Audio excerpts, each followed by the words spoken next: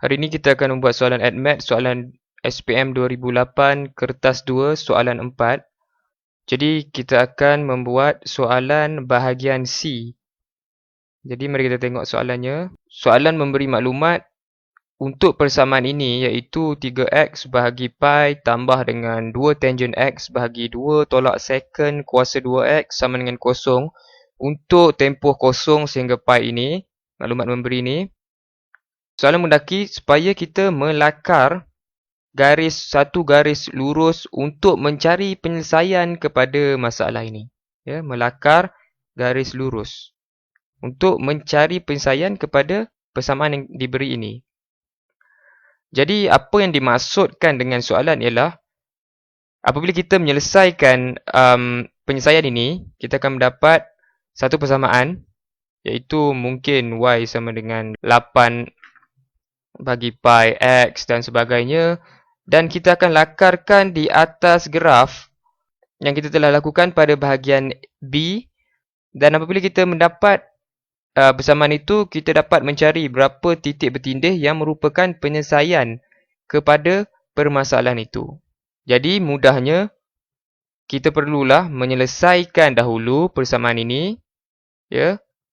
Menyelesaikan persamaan ini. Kemudian persamaan yang diperoleh hasil daripada penyelesaian yang kita dapat,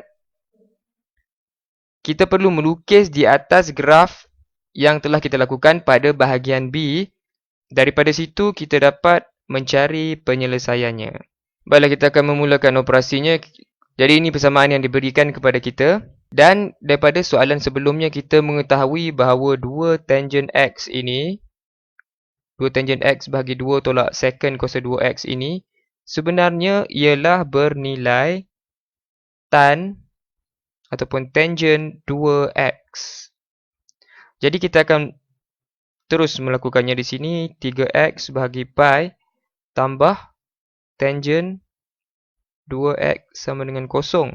Seterusnya kita akan mengalihkan tangent 2x ini ke bahagian kosong ini, ke bahagian kanan. Jadi 3x bahagi pi sama dengan negatif tangent 2x. Dan daripada bahagian B kita tahu bahawa negatif tangent 2x ini merupakan paksi y. Jadi kita akan menggantikan negatif tangent 2x ini kepada bentuk y. Apa yang dimaksudkan dengan paksi y ialah, mari saya tunjukkan.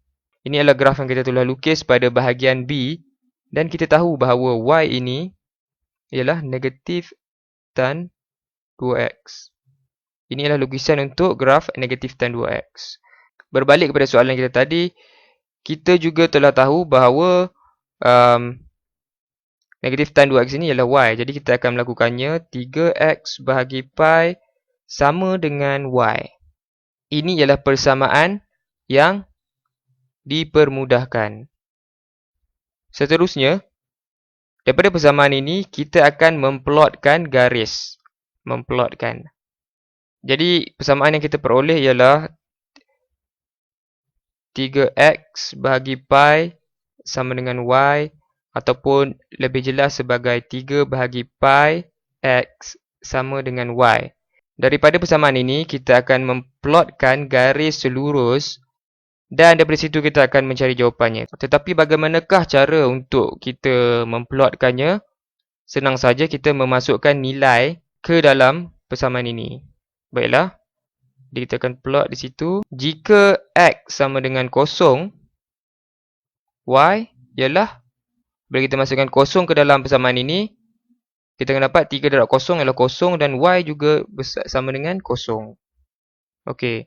Dan jika x itu sama dengan pi, apabila kita masukkan nilai pi di dalam ini, ya, kita akan dapati pi itu akan terhapus. Apabila kita masukkan pi di dalam ini, pi ini akan dipotong di situ. Jadi y akan menjadi sama dengan 3. Jika x sama dengan pi, y sama dengan 3. Daripada persamaan ataupun maklumat yang kita peroleh ini, kita akan memplotkan garis lurus. Yang pertama sekali, apabila X sama dengan kosong, iaitu kosong di sini. Y juga sama dengan kosong. Jadi titik pertama kita ialah ini. Jadi titik pertama kita ialah persamaan pertama kita ialah apabila X sama dengan kosong, Y sama dengan kosong. Jadi kita akan letakkan titik kita di sini. Kemudian apabila X sama dengan pi, Y sama dengan 3. Jadi kita ada X sama dengan pi ialah X di sini.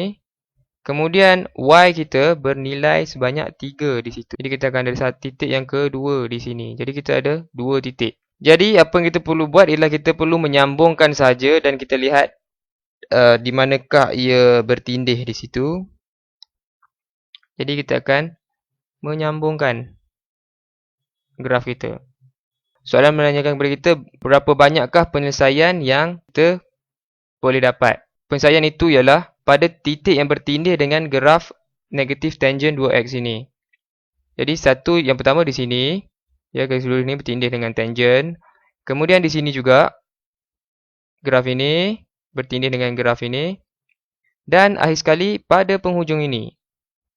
Jadi daripada situ kita dapat lihat kita ada 3 penyelesaian. Jadi inilah jawapan kepada soalan kita.